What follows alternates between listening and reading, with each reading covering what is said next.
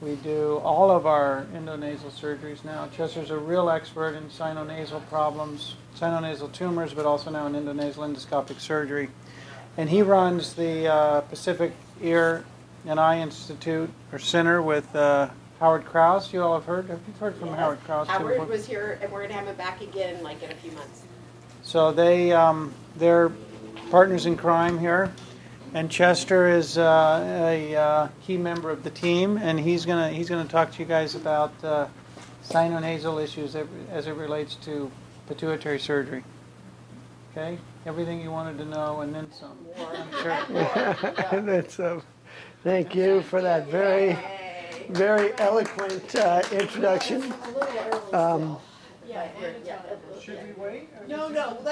We'll get started. People will mingle in. Should we turn down the lights so that Let me get they're right here.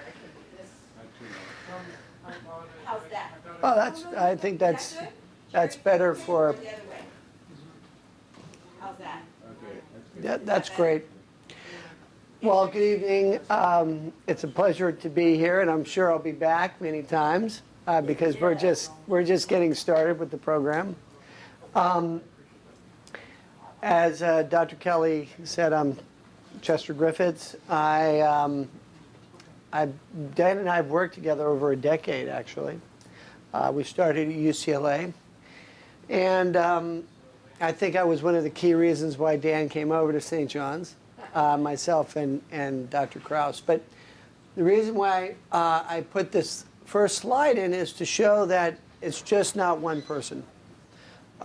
This is very complex medicine, very complex surgery, and when you have complex issues, you need a team. And the first four people in the center, Dan, Dr. Kelly, myself, Dr. Cohan, who's an endocrinologist, and Dr. Krause, who's a neuro-ophthalmologist.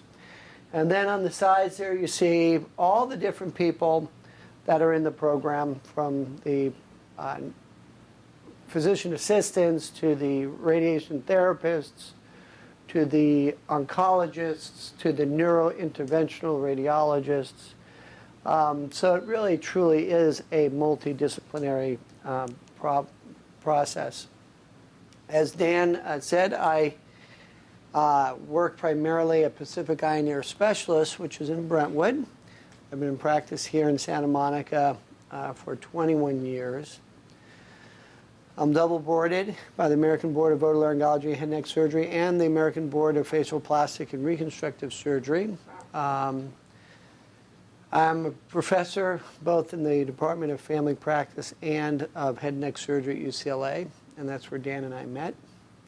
Now I'm the co-director of the skull-based program here with Dr. Kelly, specializing in sinonasal issues. I was chief of surgery at Santa Monica UCLA for 9 years, and vice chief of staff there as well. So, but really, I think I'm DK's lover, secretly. Why? Because we spend hours together, weekends, nights. We go on trips together. When he calls, I show up no matter what I'm doing. And I think I speak to him more than I do my wife, but don't tell her that. Has he seen this slide? He is not. But hey, we're in California, the land of fruits and nuts and skull-based surgeons. So anything goes. You missed this my slide here, Dr. Kelly. He's there for you weekends, nights, trips together. The word's out. The word is out. So why are we here? Because when you teach, you learn, and there's. You should not leave the room. Exactly. There you go. When you teach, you learn, and I think that this is a very important treatise. I would also switch that. I was taught, so I teach. Also, when you teach, two people learn, the person you're teaching and yourself. It forces you to re-examine your thought processes, and actually be ready for any question. And I'd like to interrupt 1 second. I always teach this to patients too. When I was talking to Jerry, when you learn and you come to the support group and then you share it with other patients, it helps in your own recovery yes. by helping you help someone else.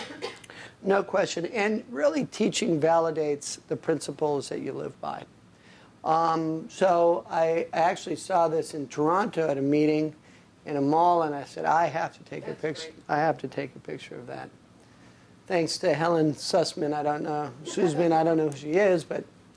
So here we go, the top 6, it should be top 10 list of what a head and neck surgeon does in an endonasal skull-based practice. Number 6, I'm a closet nose picker, so I do it on my patients.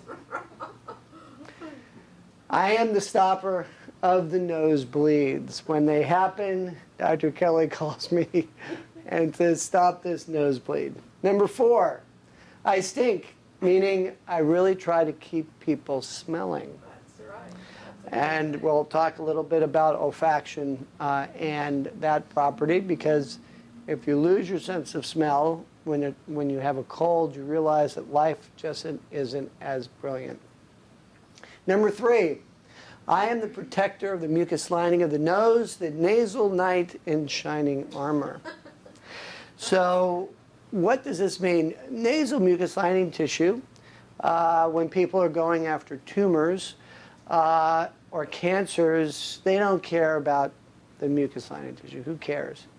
But then after the cancer is cured or the tumor is removed and patients are then left without their mucus lining tissue, that is a chronic long-term problem.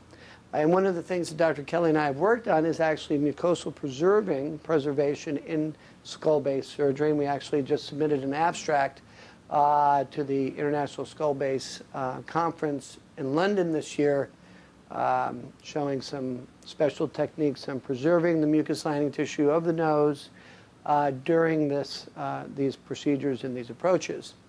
Number 2, I am the fall guy for anything that goes wrong. Naturally, neurosurgeons can do no wrong. So, being that, they have to blame someone, so a head and neck surgeon's not as grand as a neurosurgeon. And number 1, I tell great jokes in the operating room. So, moving forward, the crux of the aspect of skull-based surgery is that by design or by happenstance, there is air-filled cavities in our skull that we have learned that we can transgress to get to the base of the brain without having to come above or on the side.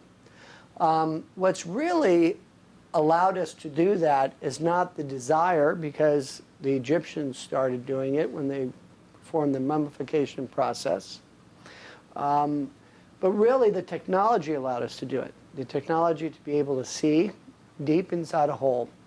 Now, what's interesting about a head and neck surgeon's role is when I was in training, God, I can't believe it, 28 years ago, we would perform, head and neck surgeons, the approach for the neurosurgeons through the sublabial approach. So the original pituitary surgery was performed by making an incision underneath the lip, lifting up the nose and the lip, and then going in through that route. And that's not only a complex surgical approach, but also putting it all back together so the nose is in the right place. Yeah, her surgery. That was your surgery. And I'm suffering still. Yeah. Tons of problems. Yeah. And, but at the time, 28 years ago, that was the standard of care. 10 years His ago. was just 10 years. 10 years ago. Yeah, both. 10 years. They're still doing Okay. it this way. His was just recent, Right.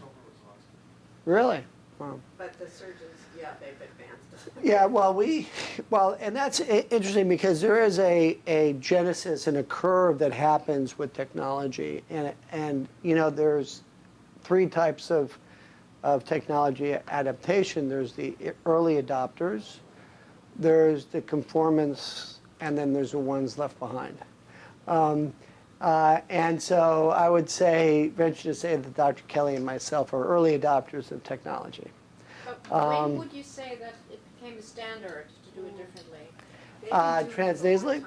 Well, what's interesting is it went from the sublabial approach to the speculum approach. So there was a step between the endoscopic approach. So the speculum approach was not making the incision underneath the lip and putting a speculum into the nose and then dislocating the septum into the back and opening up the speculum and looking with a microscope through the speculum. When that, at least at UCLA, when I moved out here from Philadelphia,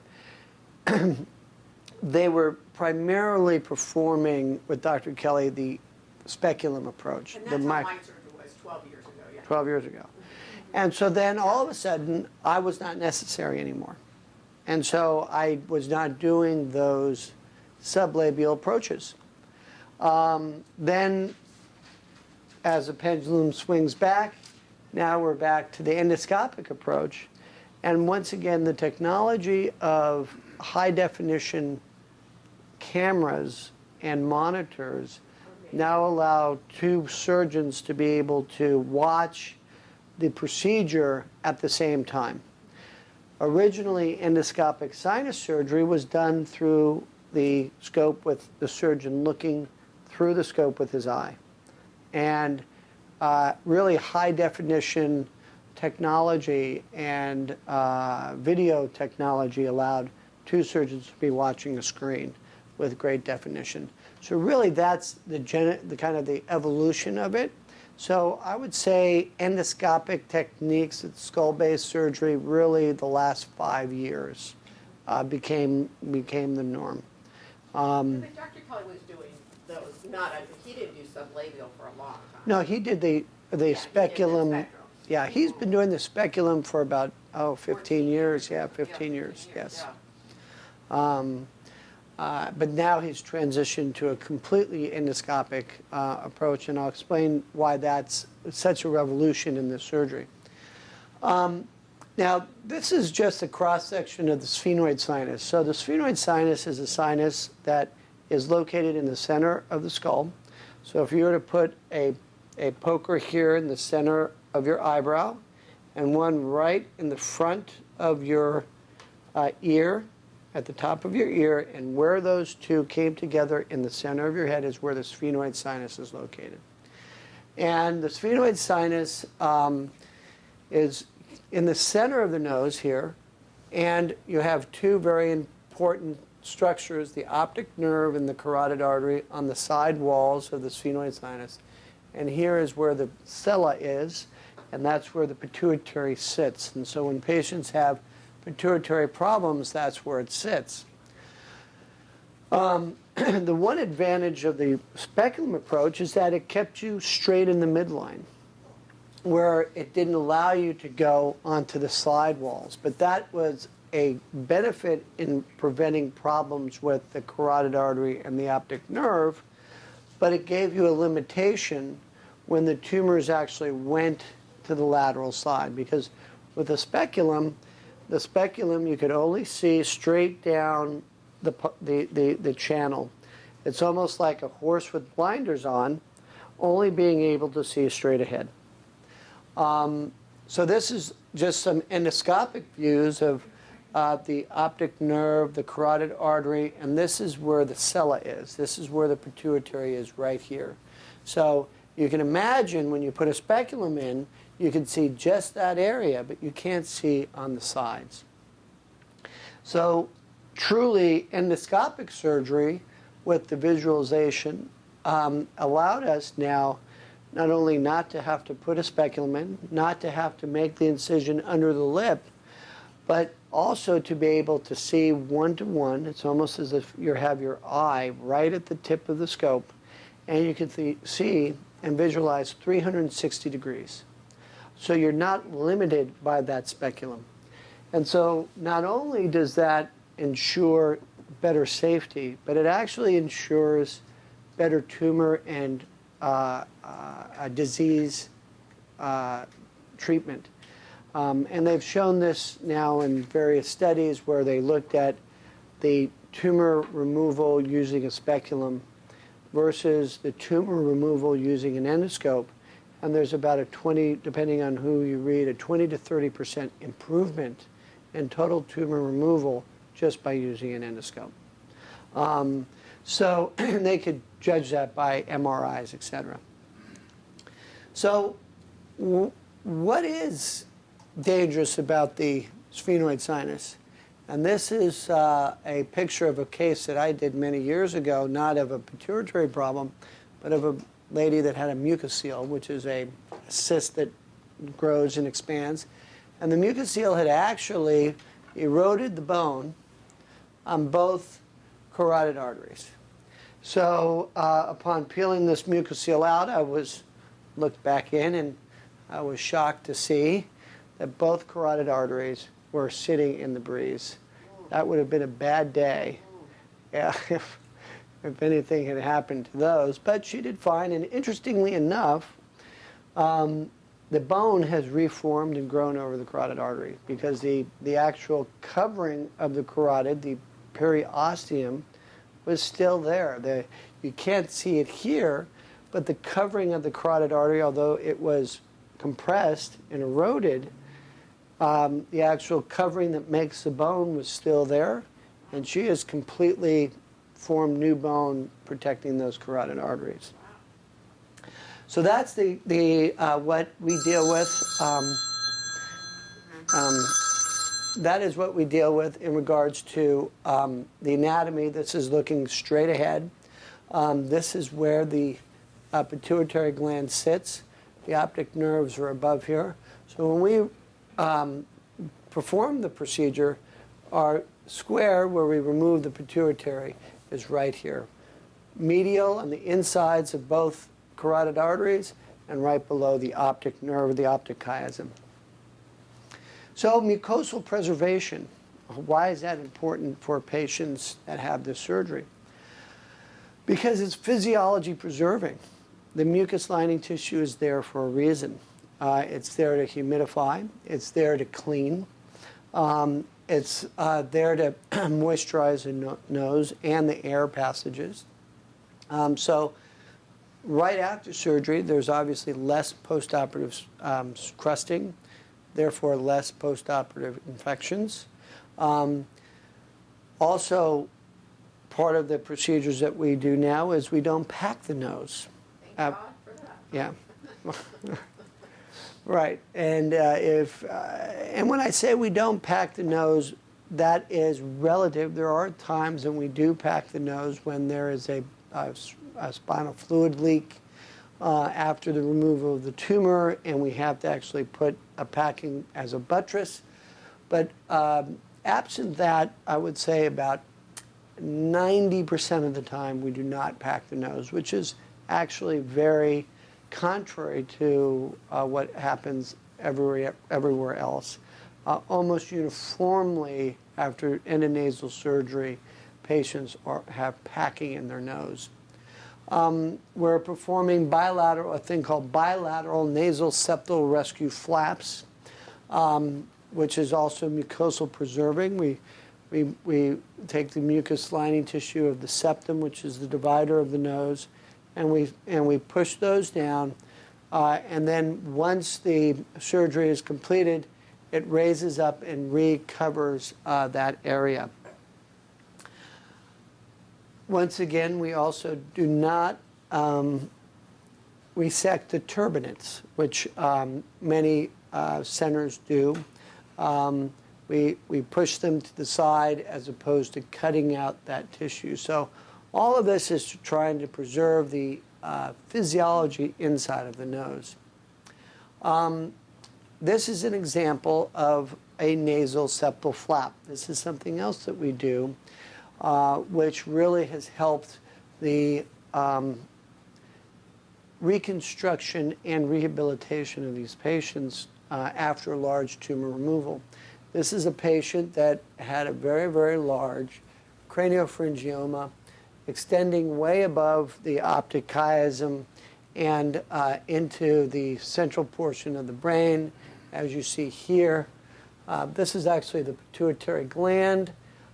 This is where the optic nerves are, and this lesion is posterior to that.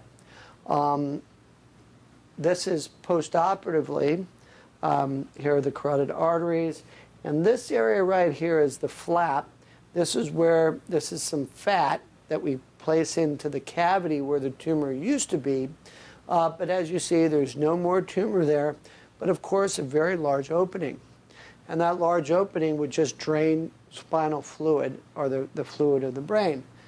What we do is we take the mucous lining tissue of the nose, and then this is actually a nice depiction of that flap enhancing on the MRI at the base of the brain here, and a packing holding that flap like a tampon right into position. This patient did not have a cerebral spinal fluid leak and actually left the hospital in 3 days. If you would say or make a statement 10 years ago that a patient with this type of tumor would leave the hospital in 3 days, people would say absolutely impossible.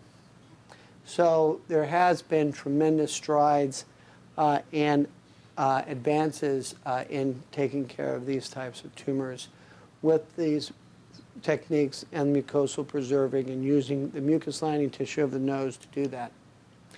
So how do we get to the pituitary? This is a nice cross section.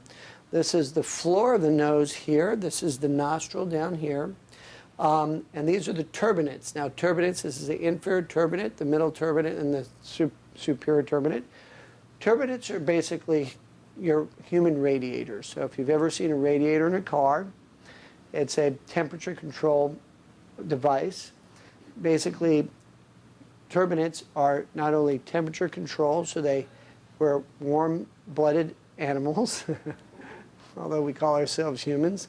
We're 97 degrees, so when we breathe in air, we have to heat that air, and our turbinates do that. They also filter the air, and they also humidify the air. So that's why it's so important to preserve these tissues for physiologic function. This is actually the sphenoid sinus, and as you see, it's a very large sinus in the center of the head, full of air. This is the carotid artery here, and this is actually the pituitary. So when we come through the nose, we're coming through an air-filled cavity, the nostrils, into an air-filled sinus, removing this bone, and then removing the bone in front of the pituitary gland and removing that gland, or removing the tumor and preserving the gland. You can see, this is a great picture to see how close that carotid artery is. So we Right. want to stay, and that's what we use the Doppler. Yeah, yes, yeah, we use a Doppler, which is a device that actually we can hear the heartbeat, of the artery, so we can identify its track and its course. And we also use image navigation, which is three-dimensional imaging, which is like GPS for your brain. So we could see with the images in a three-dimensional plane exactly where we are during the surgery, both in a front, side, and top view. So, olfaction. What is the impact from endonasal endoscopic approaches? Well, the first thing to realize about olfaction is, where is it? And what's so interesting is that the olfaction is actually very, very, very high up in the nose. This is where our smell organ is located, right here, and the smell fibers. So it's really located at the superior aspect. So if we stay inferior or below that area, the olfactory function will not be compromised. One other very interesting thing is that there's a nerve that comes down here, right here, and many times after endonasal surgery, patients will say their teeth are numb. But that goes away. That's just manipulating that nerve. So the olfactory system, a couple fun facts, occupies about 2 centimeters square in our nose. Even though we as humans are what's called microsomatic, meaning our olfaction is low in relation to other animals, it still comprises 2% of the human genome, which is, to me, an amazing issue, probably more of evolution. Probably olfaction was much more important to human survival before, but it still remains a very large amount of the human genome. It diminishes with age, as we know, and this is a little side view of the olfactory cells. The interesting thing here is this is the olfactory bulb. The nerve comes through the skull, and then there's these receptor cells that secrete mucus, but each individual nerve fiber has a specific protein that's specific for each odor. So you can imagine how many of these filaments are located for each odor that we smell. Unfortunately, as we age, for whatever reason, our skull ossifies more, and these channels inside of our skull actually choke those nerves, and that's why we lose our smell as we age. And this is because a lot of times after pituitary surgery, people don't have keen smell for a while. yes. You know, but mine was the opposite. Like my smell was so strong, and it still is, that I would taste everything in my mouth. Like I could not stand any smells. And then, and I thought it would get better, but my smell is still almost Very good. too keen. Well, one of two things happened. Probably more than anything, you probably had some obstruction to the odors getting to your smell organ before, and then the surgery actually opened up your nose. I think that's what happened, Yeah. because I had sinus problems before, but now I do not. You do not. Olfaction actually, 70% of your taste is actually smell. So the majority of your taste is not taste, it's smell. As you're morsalizing your food, you're breathing through your nose as you're chewing, and as you're chewing, you're releasing those odors from the food, and you're smelling them. You think you are tasting them, but you're actually smelling them. And the next time you have a cold, you'll realize how bland your food tastes. And it has nothing to do with your tongue. It has to do with that your nose is very, very congested. The anterior 2/3 of your tongue give you the sour and sweet tastes. And that's about 1/3 of your taste. Looking at this was what was called the Beaver Dam study. And they looked at smell in different age groups and how how smell diminishes as we age. And as you see here, over 80, about 70% or more of men have no smell, and about 65% of women have no smell. All ages combined, about 25% of people. So as we age, we we slowly lose smell.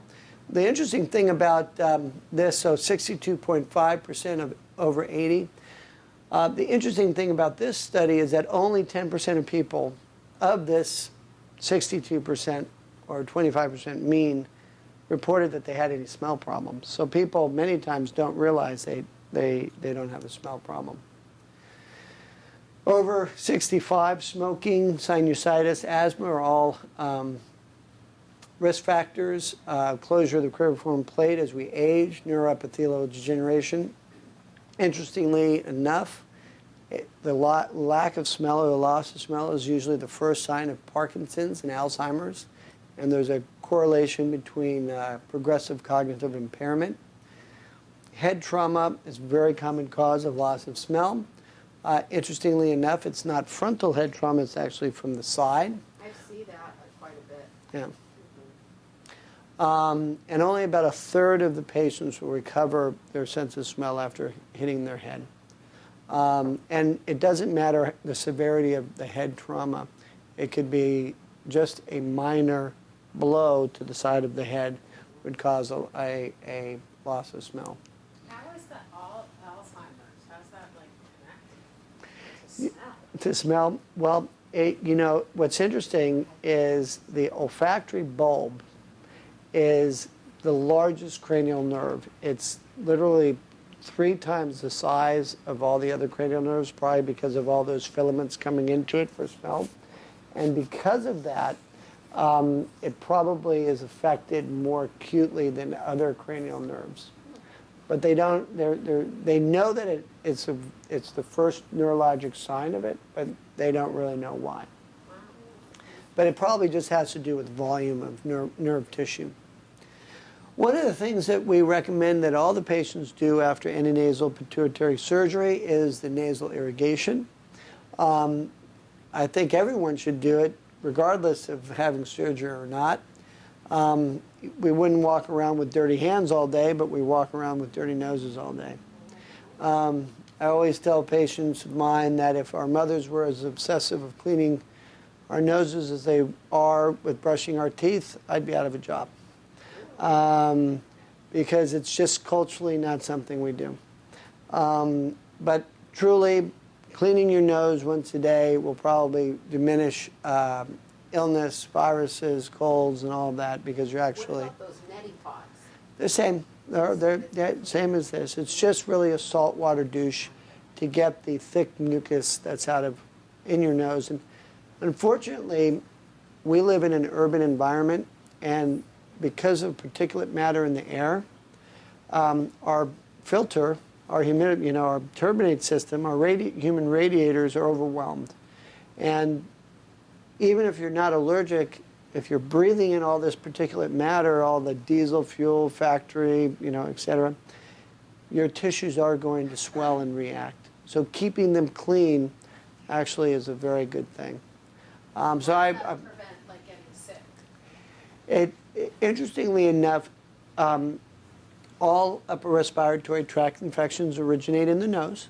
So the portal of entrance of bacteria is from your nose, and either bacteria or viruses. And the first thing that happens is stasis, so that the mucus stops moving. And then as soon as the mucus stops moving from the cilia, the rhinovirus actually causes paralysis of the cilia. Then the bacteria find a nice pool party to have the protein and the sugar, and they start to replicate there. And then when they get a critical mass, then they start to invade the other areas, the sinuses, the ears, the otitis media, etc.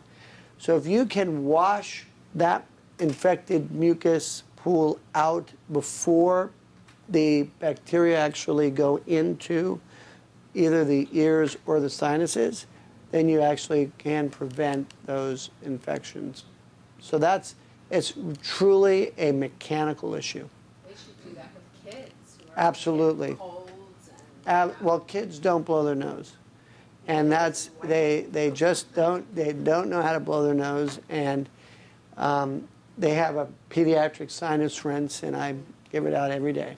And also, after I noticed a lot of patients, not from here, but like other places, when they've had to have their surgery under the lip or even through the nostril, but with this the older surgeries, they get these polyps afterwards in their sinuses. I've had a lot of patients through the years that have had chronic sinus problems after surgery.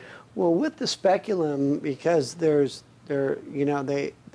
don't look at the physiology of the sides of the nose, they push everything to the side, but they don't bring it back out at the end. And we do that on each case. We push it out to the side, but then we bring it back out. Yeah, because like I said, mine got actually better after surgery. Yeah. Interestingly enough, not packing the nose also is a big factor in not developing sinus problems. So what do we do after surgery? We I'll show you a quick video of that. We debride the nose, so one of the things to keep the nose clean, this is just a debridement tray, an example of the instrumentation that we use to suck the crusts out and things. This is a procedure. It takes about 30 minutes. We have to get a consent on each patient nowadays. We can't just have patients tell us, oh, you can do this, doctor. We have to have them actually sign paperwork. The government doesn't believe in the Paperwork Reduction Act in the private sector. They just make us buried in more and more paper. How come they have to consent now but didn't before? You always had a verbal consent. Coming to a doctor's office was considered a verbal consent, that you're giving consent that the doctor can treat you. But now we actually have to have patients sign formal consent giving us permission to treat them when they come to our office for any procedure. So it's, I don't know. It is what it is. It is what it is, exactly. So here's our debridement schedule, and then I'll show you some videos of that. Saline mist the first 5 days. Mupirocin is just a, Bactroban is a cream sometimes we use as an antibiotic cream. We start the Neomed sinus rinse at day 5. Then the first debridement, meaning cleaning the crusts and things out of the nose, occurs on post-op day 10, about 1 week after discharge from the hospital. The second debridement is 2 weeks later. The first debridement usually is just of the nose. The second, I actually go into the sphenoid sinus and clean that out. At that time, the fat usually is vascularized if it's going to be vascularized. If it's not, then it needs to be cleaned out because it's perished. The dura is usually sealed at that time. And also, if there's any mucus that looks infected, we'll do a culture. And the third debridement, also in the sphenoid sinus, is 2 weeks after that. Initially after surgery, no straining or lifting for 1 month, no flying for 2 to 3 weeks. So here is my team.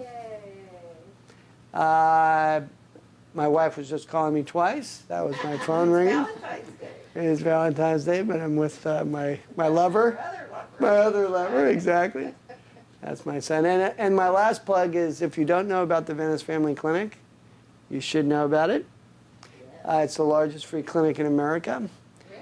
And it has 9 clinics here in the West Side. It treats 120,000 patients a year free, from medicine to surgery. I've been volunteering there and doing all their ENT work for 21 years. And we actually have the gala coming up next month. So I'll get you all information about it if you're interested in that. But it's one of the proudest clinics we have is the one, I think, is the one at Santa Monica High School. 8 years ago, we did a pilot at Venice High School for 1 year. It was so successful that LAUSD decided that if they continued it, they'd have to do it for all high schools, and they weren't ready to do that, so they canceled the pilot project. So we moved it over to Santa Monica High School. And the issue is when kids go to school without insurance, when they get sick, they get sent home without insurance, and they don't get treated for their illnesses because mom and dad aren't home, they're working. So now we have a doctor and a nurse at the high school, and they get treated and they get cared for, along with STD treatment, pap smears, vaccinations, all the other primary care issues that children that, not children, adolescents that, don't know. Their parents don't know they're actually getting the care they need. So the Venice Family Clinic is something that is something on the West Side that most people don't know about. Interestingly enough, 80% are the working poor, meaning patients that have a job, work, but make too much money to qualify for Medi-Cal. They don't make enough money to be able to pay for insurance. They can pay for the rent, food, clothes, everything else, but to pay for insurance, they don't have enough money to do that. So 80% of the patients are actually gainfully employed, but fall in that gray zone between Medi-Cal and having a employer-sponsored health plan. So I'll show you very quickly a couple of videos here of a debridement, and then we'll open up for any questions if you have any questions. Let's see here.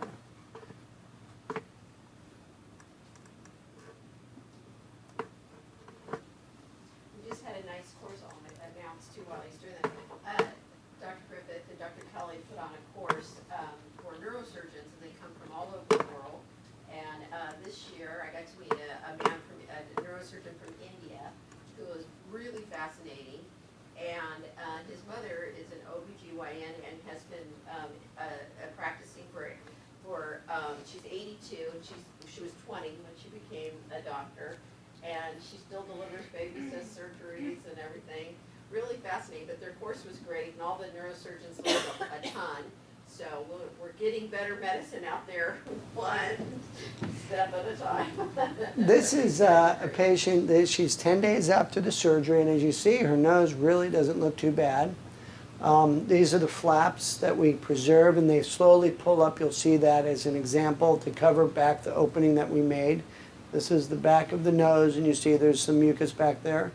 And then this is the crust that is in the sphenoid sinus, right where the pituitary is. And we leave that initially, that crust, in the first debridement because that's still healing, and we don't want to disrupt that quite yet. And that's just depicting the size of the opening that we make, and the. So this is on the 24th day after surgery, and this is the same patient. As you see now, that flap actually is pulling up even higher, and that you'll see, I'll show you an example of it at 3 months. And now you're starting to see that crust starting to pull away from the pituitary, and now you're seeing the pulsations of the brain come through.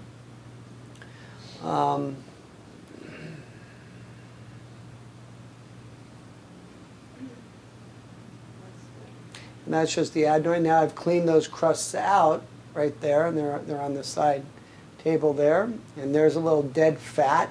We use fat to plug it. And then we'll take, I'll show you what it looks like now after having removed some of those crusts. Is that painful? It is somewhat, but I put topical anesthetic there.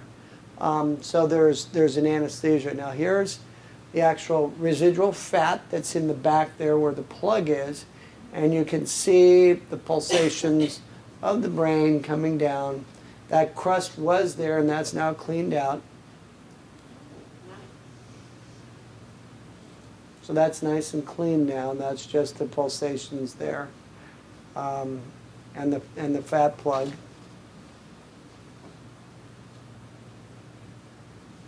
the old days, we didn't do it that way. We had to wait months and months and months for that crap to come out, and the smell was horrible. Yeah, this is now, I actually videoed myself actually debriding the nose. So you'll see the instruments going up there.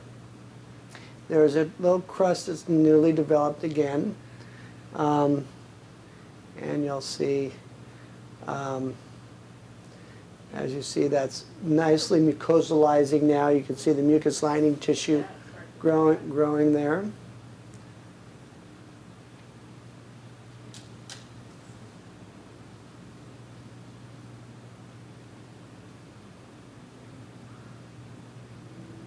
This is the suction going back there and just gently sucking that crust away.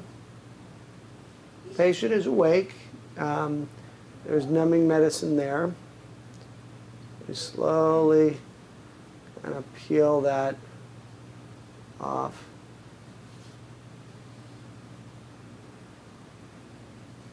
With the endoscope. With the endoscope, and this is a suction.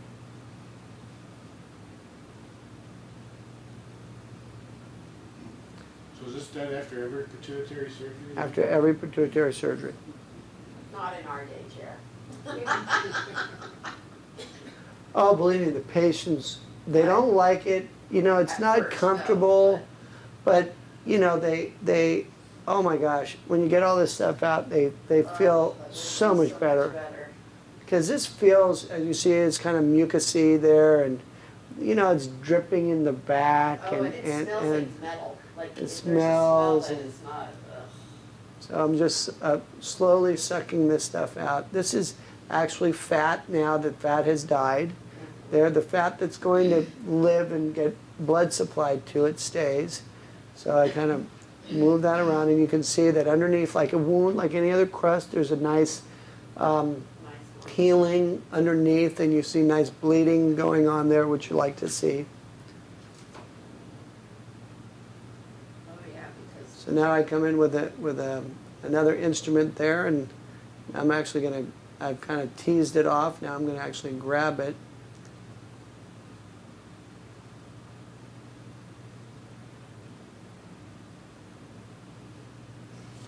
And it's, you know, it's a fun process. And this is 30 minutes? Yeah, the whole process from the numbing to the debridements, because you know, you're just seeing one part of it. 'Cause it's a sequential numbing. You first numb the bottom of the nose, then you get the numbing into the back of the nose. Yeah, because that could be a little painful, because you're pretty deep in there. Oh yeah, we're all You're the way way back. back there. Yeah. What was so amazing at the course, this is the first year I actually showed this, Oh, yeah. the neurosurgeons had no idea. I know, huh? They had no idea. Yeah. And as you see, I removed that crust there, and now you Yeah. can see how So much better. that now is nicely pink, nice, yeah. beautiful pink tissue over where the pituitary was. And Yeah. and I, you know, Now, once, when you have mesh up there from surgery and you've got everything, now would you still do this? oh yes, The yeah, same? yeah, the same. So it's kind of a process. Must explain to patients. Okay, and this is one video of what it looks like at 3 months.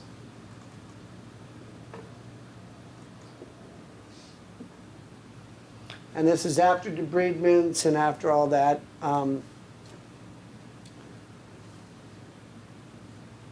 it's looking good already. That flap is pulled up. The sphenoid sinus is almost completely healed. Where we go into the sphenoid now. Look at that. And this is where the carotid artery is. This is where we went in, and you can see still see the pulsations Yeah. right there. And the optic nerves are up here. Just a little bit of fat in there that's now grown in. You can see the pulsations there. It's good now. Isn't that beautiful? Yeah. It's as if nothing was done. I know. I know. This is actually the optic nerve up there, and we had to go louder. We had to go over there on this particular case, and because the tumor went up there, and you can see that this is all mucosalized now, and you can see the pulsations up there, and this is actually the optic nerve, and the carotid coming down. And so that's a little bit about what a head and neck surgeon does, and the role in the pituitary team. And good jokes in the OR. And I tell good jokes in the OR. No. Do you have any other questions or any other thoughts? You Yes. ever had one grow into the back of your eyes and make you colorblind? Yes. Okay. That's what I had. You did? Yeah, I He have one. does. I've been fighting for 2 years now at USC. It's the first time I heard of this place, that's why I came Where in the back of? So you haven't had it operated here. on No, yet? yeah. Is it in your globe? I don't know how to get the MRI for you, I don't really know. I see a PA for 5 minutes at USC, I'm on the county plan. So they just gave me a prescription and I leave. But it grew in, some of my head swelled up into my temple and it grew in the back of my eye. They diagnosed me with pituitary gland tumor, prolactinoma. So yeah, that's why I'm curious about But at it. first they Sinuses. said it was small, but it doesn't. What It he's doesn't saying, sound it like doesn't My sound like face it. goes numb, my ears, and my sinuses are always dry, my eyes are dry. He's gonna have a scan. He has one scan. He's gonna have another one on October 24th, so I'll get that. March. March. So. March 24th. Are you on medical therapy for the prolactinoma? I take bromocriptine and, Bromocriptine? and a thyroid white pill and testosterone. Okay. Because the testosterone level's like 160, it's supposed to be like 800 something. Right. Well, that's definitely something that we do. That's why I came in. So I already got your card. And so we, you know, as soon as you have your MRI, we'd be happy to take a look at it. Yeah, I got a copy already of one got now that did 2 years ago. But the latest one will be in March. In March, yeah. I'm gonna get them both too.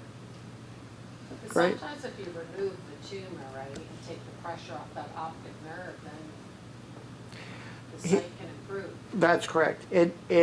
There's two aspects to that. The objective of the surgery is to prevent any further visual loss. Depending on what they call optic atrophy, if there's too much pressure for too long period of time on the optic nerve, some of the nerve fibers to the retina will actually atrophy, and once they do, they do not come back. So it really has, the question is how much pressure and for how long. And actually now there's technology where they can actually predict how many optic nerve fibers have atrophied. Wow. It's called optical coherence tomography.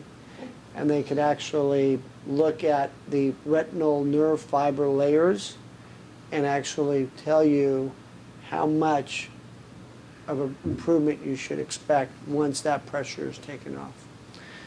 And that's something that Dr. Kraus does. But there's no question by relieving that pressure on the optic nerve that some of the function does come back. No question about it. The question is how much comes back. So, yeah. I was operated at Kaiser 10 years ago, the real old-fashioned way, mouth and nose, and my nose is pretty much shot. I mean, there's no septum really anymore. It's a huge hole. I just have a front part, and behind it, it's all hole. And the liner is pretty much gone. I have constant nosebleeds and infections and all that. And it's been 10 years. And all that Kaiser has really offered me is to put some silicone. A button? Yeah, to kind of, I don't know, plug up the hole, but that needs to be taken out again and cleaned again, and you know, lots of operations. And at that point, I wasn't willing to do that. Is there anything else to redo those? Absolutely. If you're not doing nasal irrigations, I two or am. three, okay, good. That's very important. And Not the- daily though, but yeah, I would do it twice a day, morning and Really? night. Okay. I would also have you put that mupirocin cream in your nose, which is a Real anti. cream, like cream? Yeah, it's mupirocin. It's called Bactroban. It's an anti-staph cream. And probably the reason why you're having the nosebleeds is those crusts are probably colonized with staph. And by diminishing that colonization in your nose, the mucus lining tissue actually heals up very nicely. So if you go back, you still have Kaiser? Yeah. See an ENT there and have them culture the crust. Find out what actual bacteria is growing there, because I can guarantee you there is. And using a topical antibiotic with the wash will really change. It'll be a game changer for you.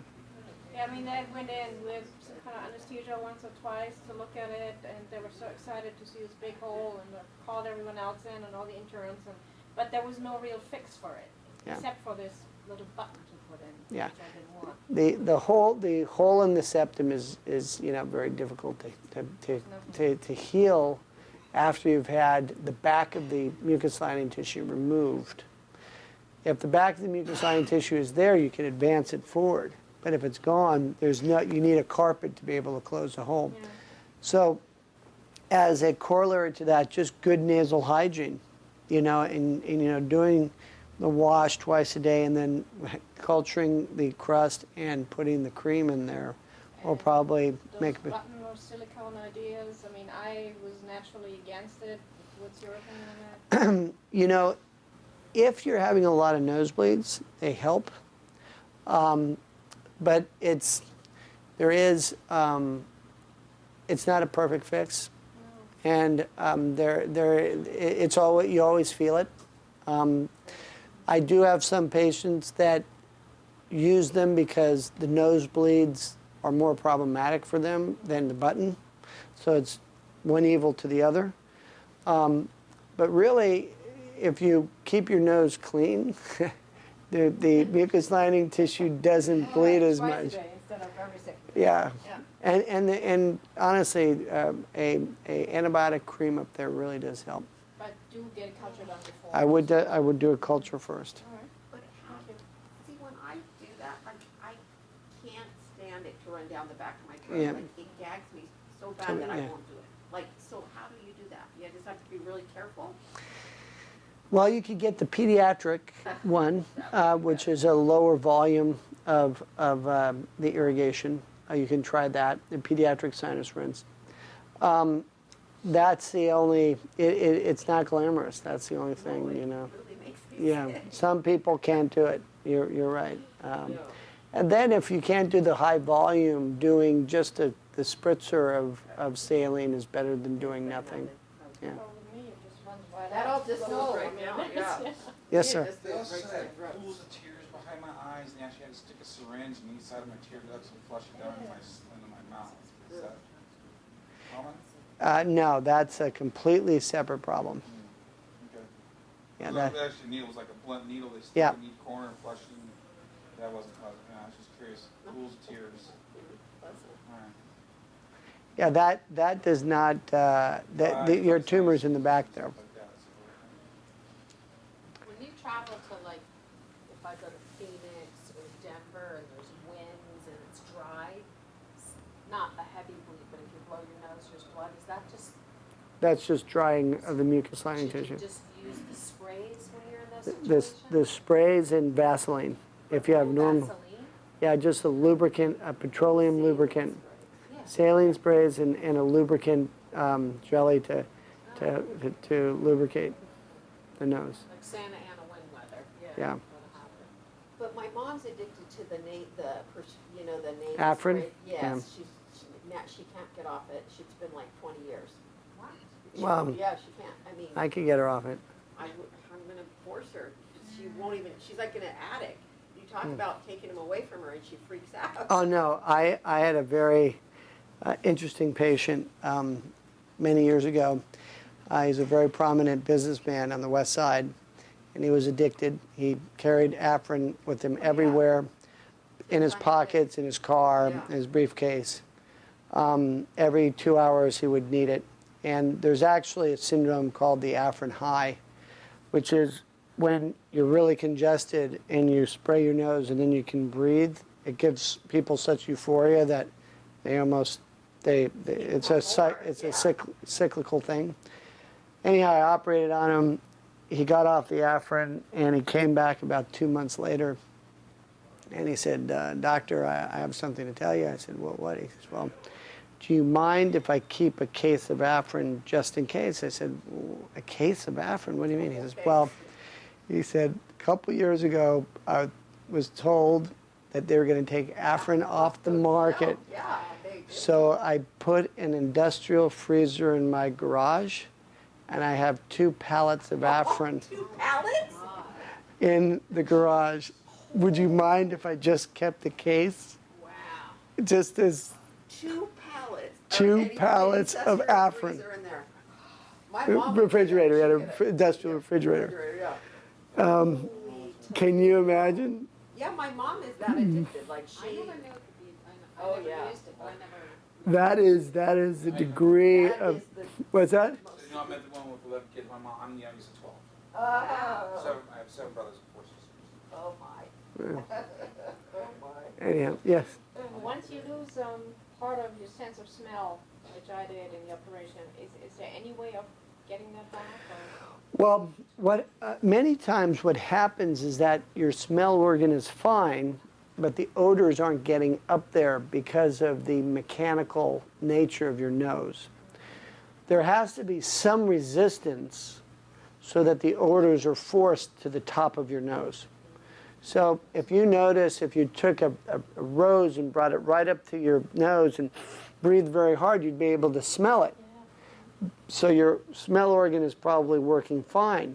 But because there's a big hole there, the smells just go right by, as opposed to getting up. And you know, what we call the eddies of current of odor need to get up to the top of your nose. That's why it's so important to keep as much physiologic function in the nose, because when you remove a lot, then the smells don't get up to the top. There's nothing to... The hole in the septum that prevents me. Yeah, and it goes straight back. It's you need resistance and blockage to create the smells to go up as opposed to going straight back.